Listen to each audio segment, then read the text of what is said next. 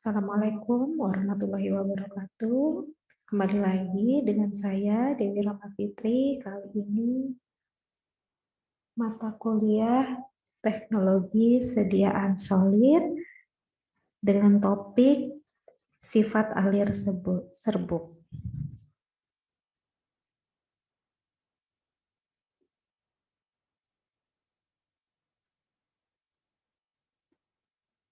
Nah, pokok bahasan pada materi ini yaitu yang pertama adalah kita mengetahui pengertian serbuk, kemudian kita juga akan membahas tentang sifat alir dari serbuk, serta faktor-faktor apa saja yang dapat mempengaruhi sifat alir dari serbuk. Kemudian kita juga membahas bagaimana cara evaluasi dari sifat alir dari serbuk tersebut.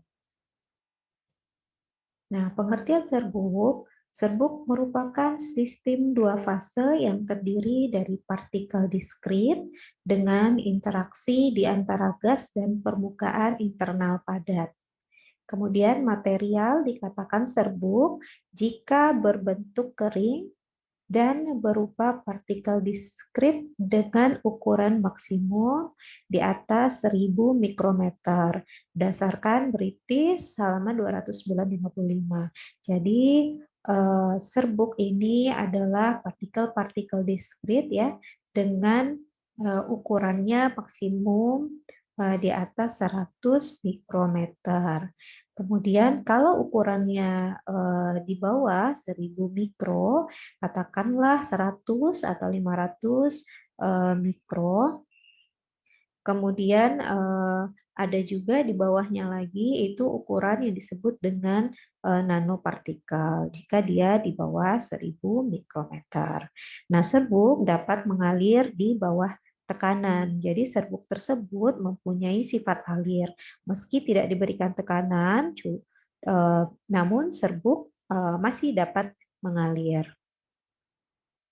Nah, sifat dan fenomena yang terkait dengan susunan partikel ini adalah yang pertama, distribusi ukuran partikel serta luas permukaan yang spesifik, kemudian distribusi bentuk dari partikel, kemudian ada gaya kohesi, kekuatan dan adhesi serbuk, sifat susunan, serta kecepatan dan keterkempaan dari susunan tersebut, kemudian ada pemisahan serbuk, dan sudut friksi internal. Inilah sifat-sifat atau fenomena yang terkait dengan susunan partikel dari serbuk. Nah, sifat aliran dia mempengaruhi pada saat proses pencampuran dan pemisahan serbuk yang berlangsung sebelum proses pengempaan dan enkapsulasi. Jadi sebelum proses pengempaan dan pencampuran, maka serbuk tersebut sangat mempengaruhi keberhasilan dari proses percetakan dari tablet. Nah, kemudian kinetika pencampuran ini juga dipengaruhi oleh keadaan fisik dari zat aktif eksipien atau aktif pharmaceutical ingredient ya atau API, kita sebut juga dengan zat aktif dari sediaan tersebut. Contohnya, ukuran partikel ini menunjukkan efek yang signifikan pada keseragaman kandungan dan campuran dari tablet X. Nah, jika ukuran partikelnya meningkat, maka derajat ketercampurannya malah menurun. Jadi berhubungannya tidak sebanding ya atau berbanding terbalik.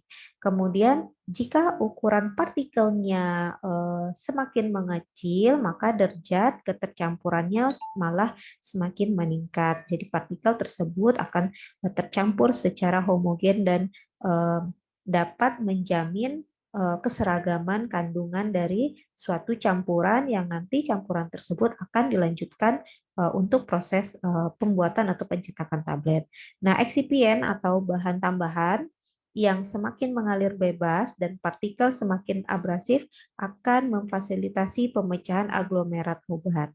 Jadi ini juga berhubungan dengan bagaimana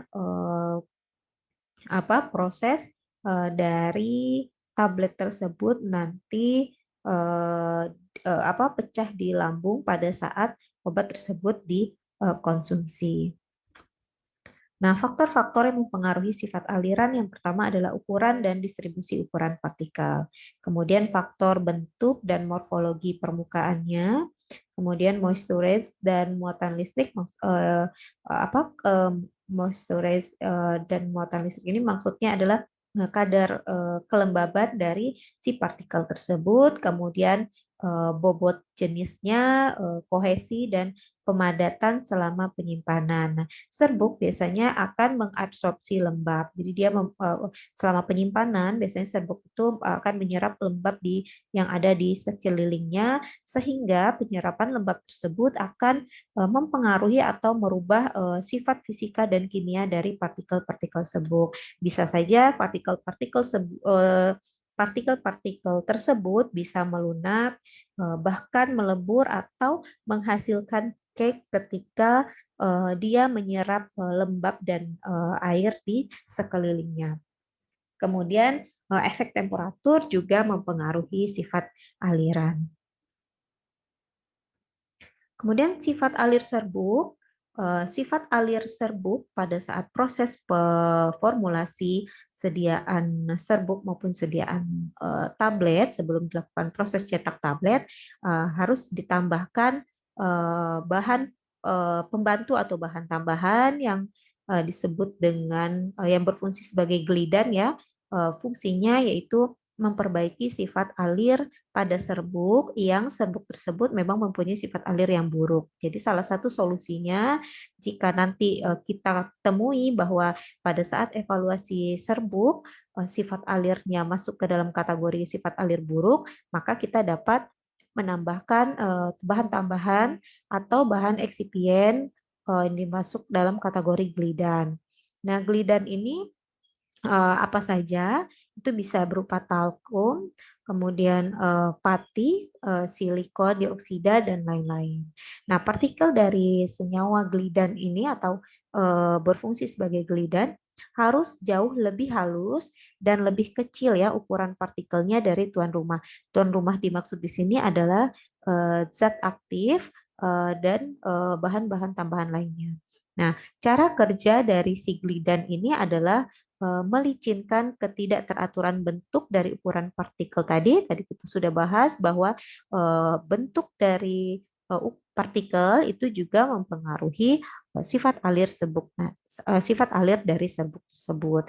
Kemudian glidan juga menurunkan gaya adhesif antar sesama partikel. Jadi partikel ini mempunyai gaya adhesif sehingga dia saling ini ya beraglomerat atau saling bersatu. Nah, si glidan ini mempunyai cara kerja malah menurunkan sifat adhesifnya sehingga partikel-partikel tersebut menjadi partikel-partikel yang tidak saling bersatu satu sama lain sehingga dapat memperbaiki sifat alirannya. Nah, evaluasi dari sifat alir serbuk ada beberapa. Yang pertama adalah sudut istirahat. Kemudian yang kedua adalah indeks keterkempaan atau rasio Hausner. Kemudian kecepatan aliran melalui suatu lubang atau disebut dengan uji waktu alir. Nanti akan dicatat waktunya berapa waktu yang dibutuhkan untuk serbuk tersebut mengalir melalui lubang atau celah. Kemudian ada sel geser. Kenapa evaluasinya sangat sederhana sekali? Kita memilih cara karena cara-cara ini adalah lebih praktis ya, kemudian menggunakan alat yang sederhana, bermanfaat dan dapat hasilnya juga dapat dipertanggungjawabkan, kemudian peka dengan hasil yang signifikan.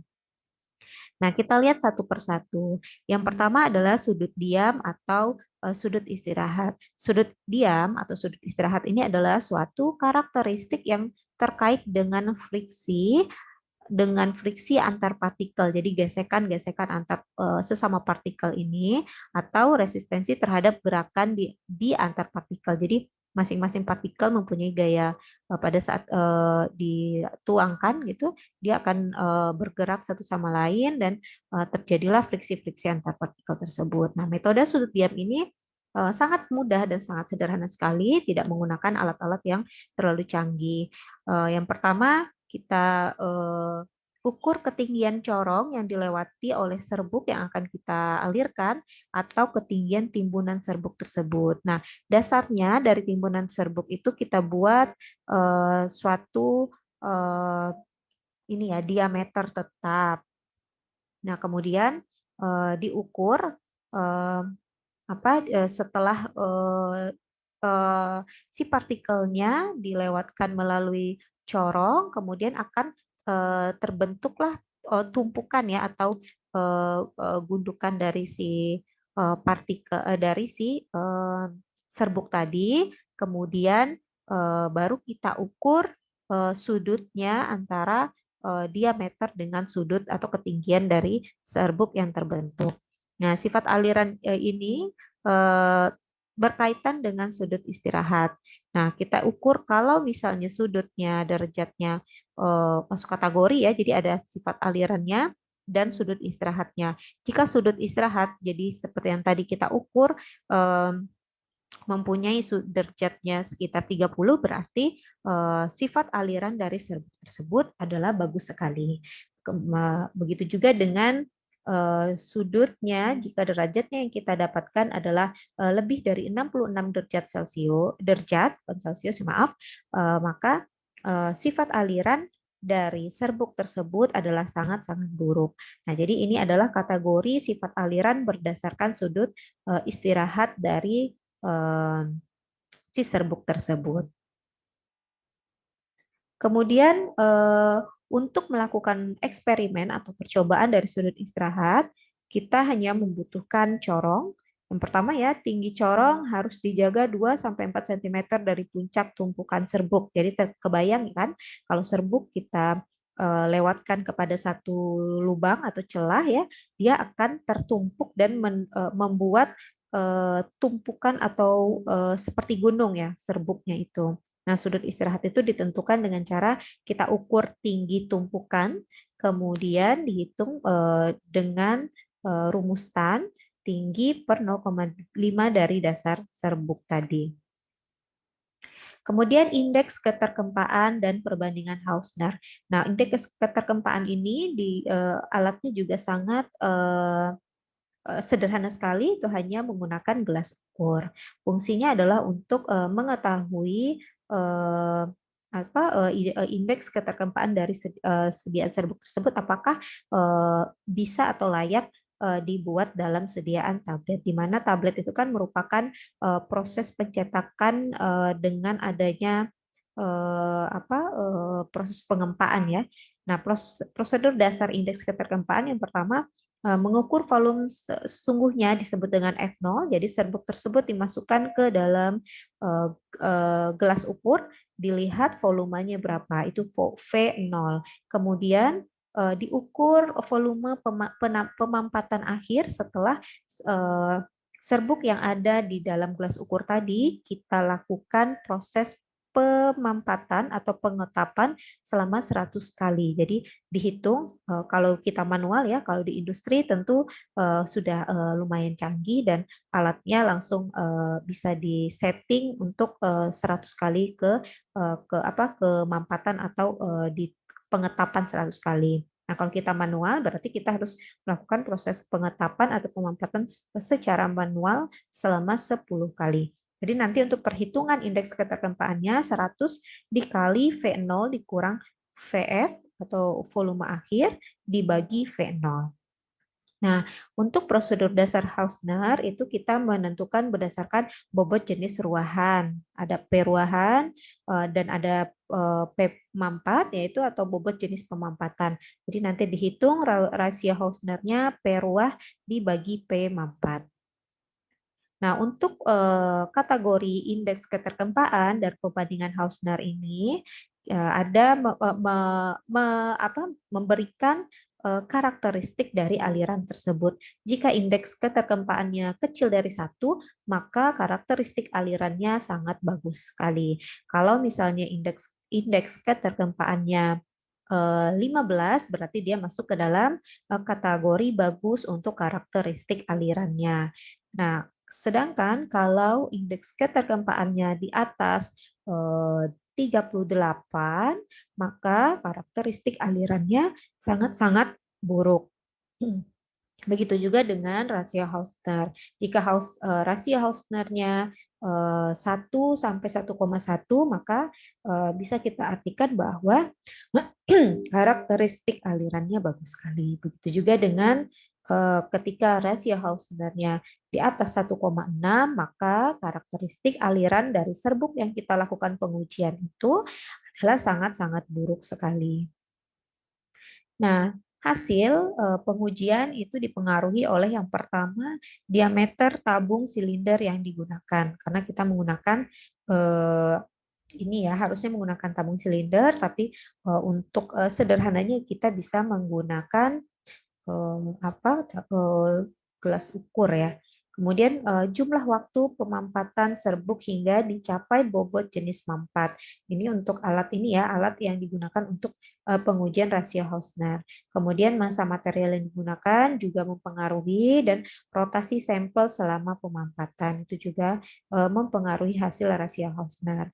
Nah, gunakanlah silinder volumetrik 250 mili dengan berat sampel uji 100 gram.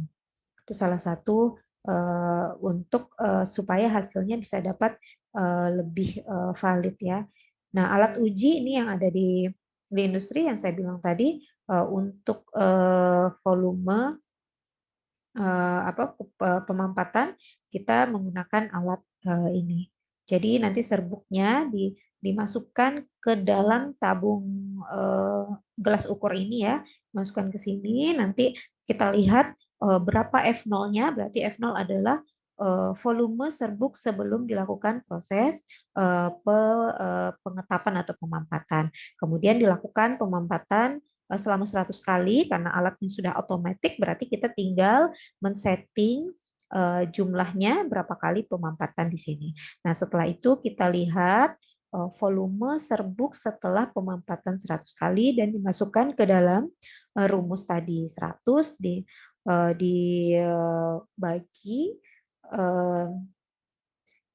F0 dikurang F1, 100 dikali F0 kurang F1, bukan F1 ya, volume setelah gitu ya, volume sebelum dikurang volume setelah dibagi volume sebelum. Nah, ini juga untuk sudut pengetapan tadi, jumlah sampelnya hampir sama ya. Masukkan granul ke dalam gelas ukur sebanyak 100 mili, kemudian kita pasang gelas ukurnya pada alat, dicatat volume awal, kemudian diketuk atau dihidupkan alat sampai terjadi pengurangan volume, kemudian dicatat volume akhir, dan baru dihitung persen kompresibilitasnya tadi. Nah, kemudian kita lihat aliran melalui satu lubang.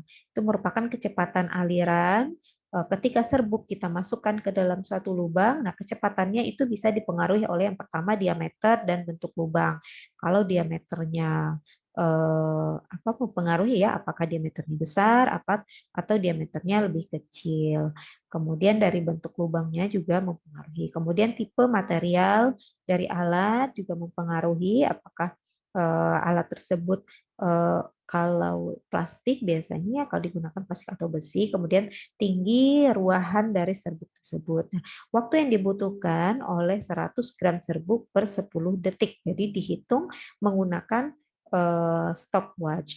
Nah, ini disebut dengan cara sel geser. Nah, cara sel geser ini merupakan cara terbaik dalam menentukan sifat aliran serbuk karena sudah menggunakan alat yang baku. Jadi nanti dihitung 100 gram serbuk kita alirkan melalui suatu lubang per 10 detik. Nah, ini alatnya, alat uji waktu alir serbuk. Jadi nanti serbuknya dimasukkan ke dalam corong ini, ya nanti tingginya kan diukur, kemudian kita lihat kapan waktu yang dibutuhkan oleh si serbuk tadi melewati lubang corong ini dalam 10 detik. Nah, caranya sama ya, ditimbang 100 gram, rata-rata memang menggunakan sampelnya 100 gram, granul atau serbuk. kemudian baik itu yang granul basah atau yang cetak langsung. Kemudian masukkan ke dalam corong dengan ukuran tertentu yang bagian bawahnya kita tutup awalnya, kemudian kita siapkan stopwatch, alat dijalankan dengan membuka keran atau tutup lubang tadi, kemudian kita catat waktu yang diperlukan oleh seluruh granul untuk melalui corong tersebut dengan menggunakan stopwatch. Nah, waktu alir granul yang baik adalah jika waktu yang diperlukan kurang lebih atau sama dengan 10 detik untuk 100 gram granul. Dengan demikian, kecepatan alir yang baik adalah tidak lebih besar dari 100 gram per detik. Nah, dapat pula menggunakan granul 25 gram jika menggunakan 25 gram granul, maka waktu alirnya adalah 2,5 detik. Nah, syarat waktu alir yang telah ditentukan untuk uji granul atau massa cetak, di sini ada nilainya ya. Jika nilainya lebih besar dari 10, maka dapat digambarkan bahwa sifat alirnya itu ya mengalir, berarti gambaran dari sifat alir tersebut adalah mengalir bebas. Kalau misalnya dia apa sih nilainya 1,6 sampai 4, maka gambaran sifat alirnya adalah kohesif. Gitu ya. Jadi nanti dilihat pada saat percobaan dikategorikan sifat alirnya masuk ke dalam kategori gambaran sifat alir yang mana. Kemudian ada lagi uji kadar lembab. Uji kadar lembab ini adalah uji terhadap kadar lembab yang dikhususkan untuk tablet-tablet yang akan dibuat dengan metode granulasi basah. Karena dalam proses pembuatan granulnya menggunakan air, maka harus diuji kadar lembab atau kadar air yang kadar moisturize-nya ya yang ada di dalam granul tersebut. Karena kalau dia terlalu basah itu akan menyebabkan kegagalan dalam proses pencetakan tablet. Begitu juga dengan granulasi kering. Kalau granulasi kering tidak menggunakan air ya, jadi tidak ada pengujian kadar lembab. Kemudian untuk persyaratan kadar air yang diperbolehkan untuk suatu granul pada proses pencetakan granulasi basah yaitu 2-4% berdasarkan Farmakope Indonesia halaman 1979. Jadi ada syarat kadar lembab atau kadar air untuk tablet yang menggunakan metode granulasi basah. Nah, uji kadar air lembab itu dapat kita lakukan menggunakan metode gravimetri. Jadi kita timbang bobot granul awal sebelum dikeringkan dan kemudian dihitung bobot setelah pengeringan. Dikali 100%, nanti dihitung persentase kadar lembab. Alat yang digunakan sangat sederhana, yaitu menggunakan alat oven dengan suhu 105 derajat Celcius selama 2 jam. Ini cara kerjanya untuk 5 gram granul yang sudah kering ya. Kemudian siapkan oven pada suhu 105 derajat, masukkan ke dalam cawan porselen dan dipanaskan pada suhu 105 derajat selama 2 jam, kemudian ditimbang granul sampai bobotnya tetap atau konstan. Baru nanti dilakukan perhitungan. Jadi misalnya kita maksudnya ini ya, pada saat penimbangan bobot itu harus bobotnya sudah konstan. Jadi kalau misalnya 2 jam kita ukur, kemudian nanti diukur lagi untuk memastikan bahwa bobot tersebut sudah konstan atau sudah tetap dan tidak berubah-ubah lagi. Baru dilakukan proses hitung bobotnya, berhitung persentase kadar airnya. Kemudian ada lagi uji kadar lembab menggunakan alat Moisturize Analysis Beko BM035. Kelebihan dari alat ini adalah waktu pengukurannya lebih cepat. Kalau tadi kan menggunakan metode gravimetri itu agak cukup lama selama 2 jam. Kemudian kelebihan dari Moisturize Analyzer ini, cara penggunaannya juga lebih mudah karena dia sudah otomatis dan dapat mengurangi kesalahan pada penimbangan granul karena pada alat ini dapat terbaca berat dari sampel. Jadi alatnya sudah canggih, dalam satu alat sudah ada alat pengujian serta bobotnya untuk menghitung bobot berat dari sampel ini juga sudah tersedia.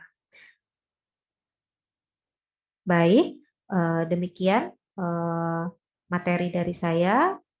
Saya sudahi, wabillahi taufik walhidayah. Assalamualaikum warahmatullahi wabarakatuh.